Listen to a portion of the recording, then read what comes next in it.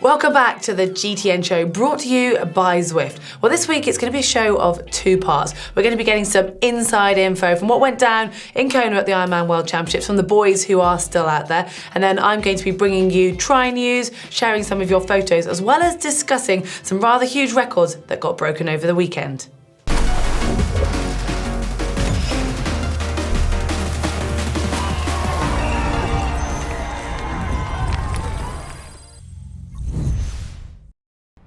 And hello from Kona. We have been really fortunate to be out here once again for the Ironman World Championships in Hawaii. It was incredible to see the racing unfold this weekend, but to give us a real insight into how the racing actually happened in it itself, we're going to be chatting to a couple of the pros that were really in the mix. Yeah, but not to forget, Mark, we're also going to have an update on how the Zwift Triathlon Academy team members got on with their racing, and we're going to have a giveaway between Ventum and Fizik.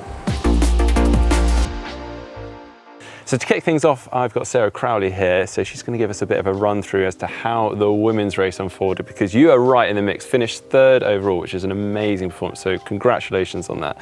How did it play out from the minute you started on the swim through to the end? Yeah, so I mean, the swim starts a little different now with the wave starts for the age groupers, and they actually corralled the women a little earlier as well. So we headed into the water, and usually what everyone's doing is sussing out who they're going to try and start with. We kind of had the lines sorted out, and then maybe 30 seconds before, there was a whole heap of a reshuffle. It didn't suit me, but I was confident that my swimming's been okay and that I'd sort of been able to still get out and then make a reasonable pack. But it meant that I didn't actually see Lauren and Lucy get away. So Lucy was on the far right, and Lauren had shifted, I think, from sort of 3 or 4 spots to my right all the way across, I think. Well, I don't know, I didn't see. So, yeah. You managed to make a small pack, didn't you, quite early on the bike? I guess. That was Jocelyn, Imogen Simmons, Anna Haug, and myself. Yourself, and, well, Daniela maybe kind of. Carrie Lester as well. Yeah. Through transition, it's go very hard, and myself and Annie and definitely Imogen knew this, so it was a bit of a street race for that first section, which I know happens in the men's, but it's definitely now happening in the women's, particularly just to break a few people off the back of that group. So once we settled in out on the road, Jocelyn sort of sat up, and Annie decided she was gonna... It was her time. It was her time. So she just actually gave it to herself and pushed pretty hard up to the top of hubby. So I'm interested, because obviously it was a surprise for a lot of us to see Daniela sort of moving back through the pack. So she was, well, from what I saw, hanging on to the back of your group for a little bit of time. How long did it take for you guys to drop her, and was that a surprise? I don't feel like we dropped her. I don't know if she actually was in the group. So I think when I saw her at the turn at Kauai High, she wasn't actually on the group. Okay. So with that move through transition and just that swift, she wasn't there, yeah. So. And meanwhile, you obviously probably keeping time checks to Lucy, who was up the road. So, and that time gap seemed to be yo-yoing. So it got down to 5 minutes, I think. Then it came back out to, I think, 8 minutes by the time you came into T2. So when you came off the bike, obviously Annie was just on one. Did you try and go with that to start off with, or was it quite clear you just let her go and settled into your pace? Yeah, look, I was just running to really the point at which it still kind of felt easy and without really pushing it. So rather than pushing harder, just making it easier and more efficient and sort of more relaxed. So last year I had a lot of trouble in the energy lab. I just hit a bit of a wall and I didn't want to repeat that. So I wasn't intending, it wasn't the intent, I mean, of course it's the intention to catch Lucy, but it wasn't what I set out to do. It was more just, let's just get through this and try and perform well on the run leg.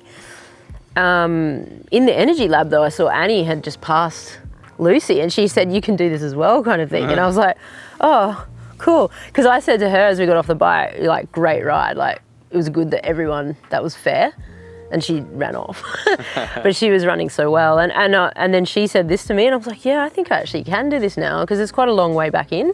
Yeah, I mean, you can't want for anything more. It's the, you know, you need to run under 3 hours. It's like insane now to be able to get on the podium. It's pretty crazy. 2:59. Yeah. Amazing performance there. Very pleased. Yeah, it's the first time under 3 hours, so it's a nice place to do it. Tough course. Swim. Good start, but bunched up behind. I speculate who's there. Probably not worth. Going as planned. Stroke, stroke, stroke, breathe. Rough calculations pin 900 times more repetition. 900 forms of distraction required. Finally, body glove boat. Can smell a bacon cook up. Fern distraction found. Kona pier arrives. No attempted manoeuvres made for lead out glory. No one gets hurt. Win-win.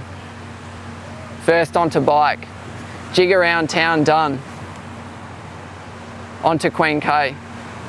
I tongue my moustache. Frodo requests assistance. Lol, cancel that boy. Clavel takes lead. Clavel super tucks. Clavel super tuck pedals. Clavel super what the You're going to die, mate. Quai high, quai by. Up to Harvey we go. Off the back of the group. Pace hotter than Bob Babbitt's chair during a 6-hour breakfast stint in Kona. Ali flats, some unexpected company. Ali passes with sonic boom effect. Ali gone, never liked his company anyway, toodaloo. Catching a fast fading Clavel, finally someone with more inflated confidence than me. Worth pain train catching, pain train becomes the slain train. Spat out. I tongue my moustache. Overhang is definitely on the move. Christ, man is long. Run. Off to a good start. Still some life left. On 250 marathon pace. Palani minces the legs to salami. Pace slowing on Queen K. Stomach is in knots. Need to Do I stop? Yeah, keep it clean. Last time was pretty nasty. Almost lost race belt down the dark well of pestilence and malodor. Breaking 3 becomes breaking 2 + 2 = 4. Any longer and they will be bringing me glow sticks. Contemplate sag home. Guts in severe pain. Evaluated chances of finishing equal to Patrick Langer. Spotted a sedentary Patrick Nilsson. Invitation to run declined on account of withdrawal. Disgusted, I pledged to finish. Post after party is where the real suffering begins. This is nothing. Self-talk positivity reverberates with generic American accent. You got this. Sticky hot asphalt, making funny noises on my shoes. I'm sure that's where I myself on the way out. Finish line here. Get shooed away quickly before any Howe crosses. A single shred of dignity remaining. Could be worse. Last time I finished with my suit. This time I'm finishing as just a metaphorical mahalo. Well, aside from the excitement of the pro ranks, we also had some notable interest in the age group race as well, because we had the Zwift Academy Triathlon team racing. They had 8 athletes who qualified for the Ironman World Championships this year. Now I'm going to actually start on the men's side with the youngest first, and we had Justin Lipper, who's just 23 years old from the USA. So he's racing in the 18 to 24 age group category. Now I believe he maybe didn't have the performance he was hoping for. So he finished back in 29th place in a time of 10 hours and 41 minutes. But in the 30 to 34 age group category, we had quite a showdown between 2 team members, Levi Howard and Philip Herver. Now, this is a notoriously hard and fast age group, actually. Now, Philip actually finished in 4th place in a time of 8 hours and 55 minutes, whilst Levi finished in 6th, just a couple of places behind, in 8 hours and 57 minutes. And I saw a bit of footage of him crossing the finish line, and it looked like he gave it his all. He was a bit wobbly. He was, definitely. And then on to the oldest of the male contingents, and that was Paul Lunn from the UK, 46 years old and a granddad. Now, he actually was on the podium last year, and again, maybe not the performance he was hoping for this year. He finished 11th in a time of 9 hours and 33. But it is worth mentioning, he was in a super tough age group category. Actually, the top 3 in his age group are all ex-pros. Yeah, so I'm not quite sure how you cope with that, so good effort, Paul.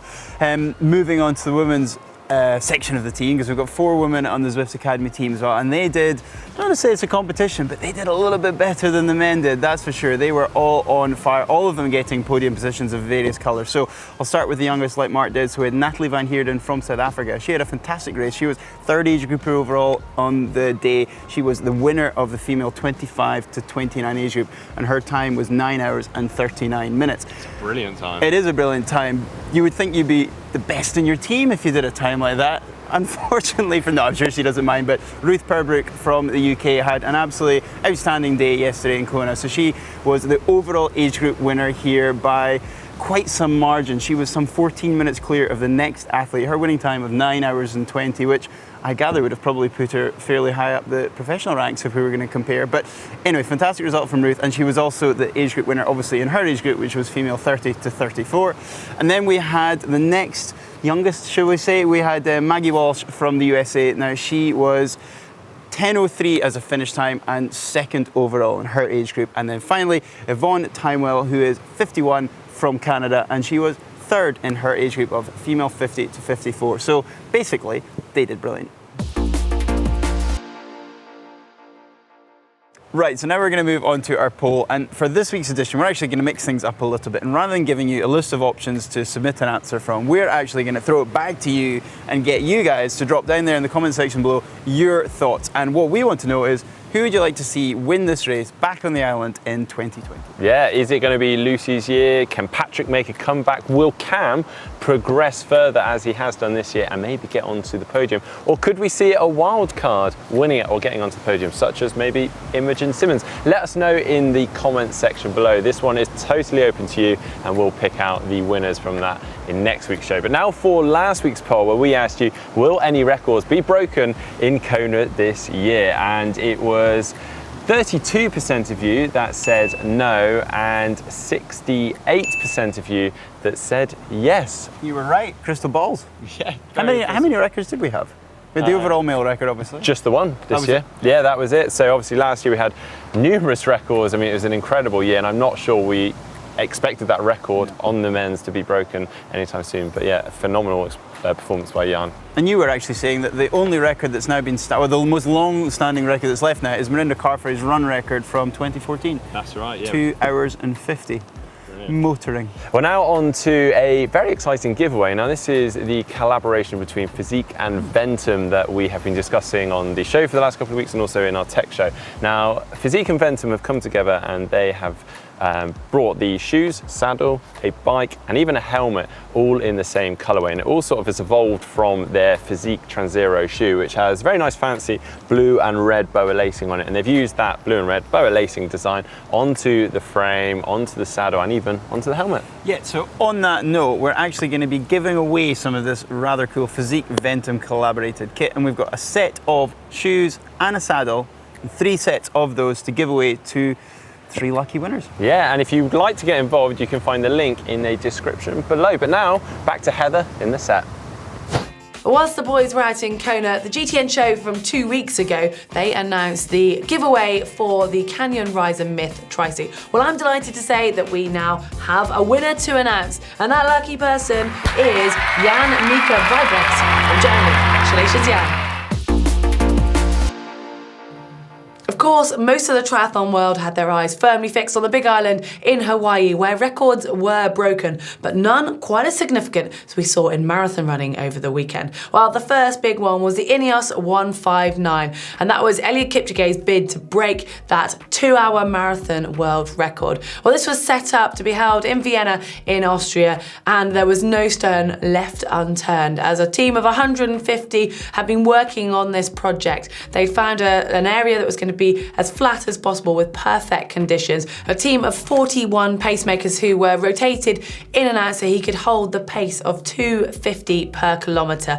And he actually had a laser beam from the car in front beamed onto the road so they knew exactly where they had to position themselves. There were drinks that were handed directly to Kipchoge. So all of those conditions that could be controlled were. On top of that, technology played a big part because he was running in this new specifically designed shoe by Nike for him with a carbon fibre plate that maximises that energy return on every foot strike. Well, all of this combined set up that perfect recipe, and Eliud Kipchoge was on track, and with the final 100 metres to go, he broke away from his pacemakers and crossed the line in an incredible time of 1 hour, 59 minutes and 40 seconds, so 20 seconds to spare. The previous record attempt had been at 2 hours and 26 seconds, so it just shows with that extra planning and that extra science behind it how much they managed to take off. And this is an unofficial record as it wasn't actually in a race and he had pacemakers, but I think it has opened that opportunity and just said, look what the human body is capable of. And I think definitely in our lifetime, and hopefully even in the next 10 years, we will see that 2-hour marathon record officially get broken. And the next day, there were more records to be broken, and it might have slipped under the radar because all of the press was still looking at that 1:59, but the women's marathon world record got smashed as well by Bridget Kosgei from Kenya. Broke the 16-year-old record held previously by Paula Radcliffe back from the London Marathon in 2003, and she absolutely smashed it by over a minute, clocking a time of 2 hours, 14 minutes and 4 seconds. So it's just an incredibly exciting time for distance running and marathon running in particular at the moment. Well, back to Ironman now, and less than a month ahead of the World Championships, there's a new partnership announced with Eliud, who are an American pain relief company. Well, it's actually ruffled a few feathers, and the DTU, the German Triathlon Federation, have publicly come out and said that they don't approve of this. It was Christoph Simsch, who's the head of the anti-doping program there, has said that both medically and ethically they can't approve it. It's a tricky one, and I do understand that obviously in triathlon, especially Ironman, we are pushing our bodies to the limit, and we're going to experience pain, especially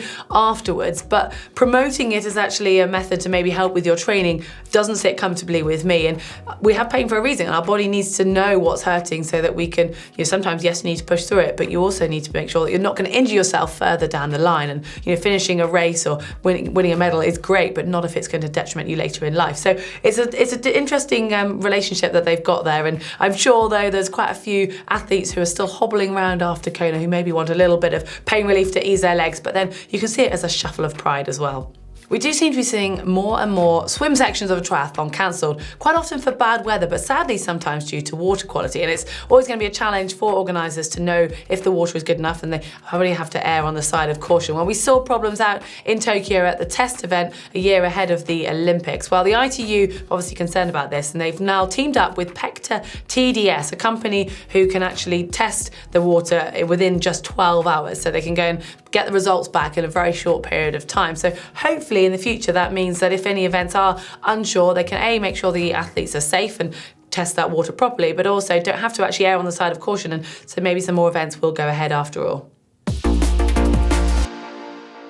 Well, now it's time to have a look at some of your photos. And a little bit of Kona inspiration in this first one. It is a pain cave sent in by Tim, and it's his BMC Team Machine 01, and he's based in Poznan, Poland. He says, just added a new TV and stand to his pain cave. Fits perfectly into the corner next to his Ironman medals, and a painted picture by his son of that dolphin or shark, I'm not quite sure which it is.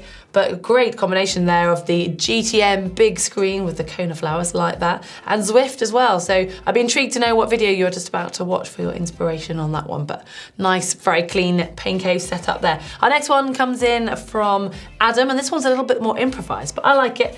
It's his giant TCR Advanced Disc 2, which is his main ride, but that's actually in the background. And it's his 22-year-old, he's keen to point out, Fondreist, which is actually on the turbo. That's impressive. I'm sure that's done a lot of miles. It says, hack or bodge, perfecting my Zwift setup on a budget. So it looks like the iPad is on top of the step ladder, and then I think there's an iPhone attached to the ladder. I'm not quite sure why you need both there. And then maybe is that a camera? Oh, I think it's attached with some sort of GoPro attachment onto the ladder as well. So all sorts going on. Oh, and some books to use just to keep the, to lift up the front.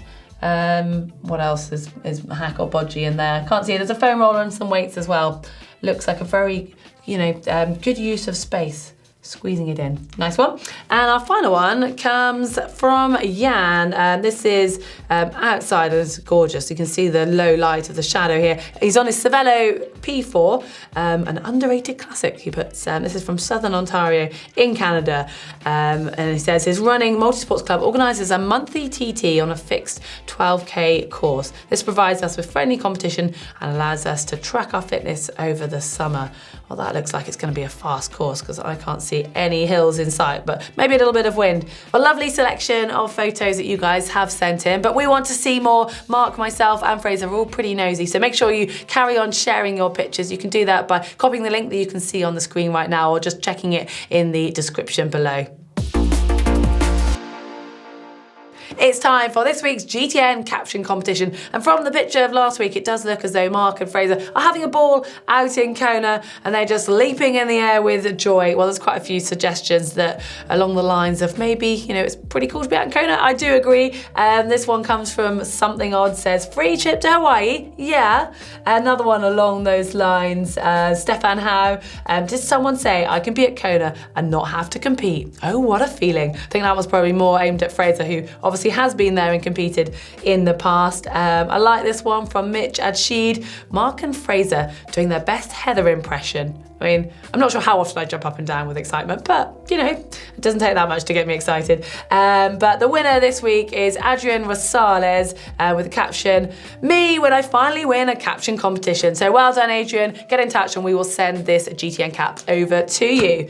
Well, now for your chance to win a caption competition, or win a GTN cap, I should say. This week's picture is from Kona. There was enough of a selection there. And it's this one of Lucy Charles trying to cool herself down with, I think, a little bit of a squeeze of a water bottle down the back of the neck. And it just shows how fast she was cycling. But do give us your suggestions. Leave them in the caption, in the comments section below. Well, thank you to the boys for their pieces from Kona. I think they're dashing off to catch the flight back home, as we're going to be all reunited next week, but there's still plenty of stuff to come from Kona. There's the Kona vlog to look out for, also a video on how to step up from running 5K up to 10K that the boys filmed out when they were in Hawaii. And if you want to stay in that Kona spirit, well, head over to the GTN shop because you can find one of those special edition t-shirts that the boys have been wearing. And if you want to see something that's already come out from Kona, there's been plenty of tech on display and they've made some videos with Kona Tech just down here. And if you want to see a race recap of the detail that went on at the Ironman World Championships, we can find that one just down here.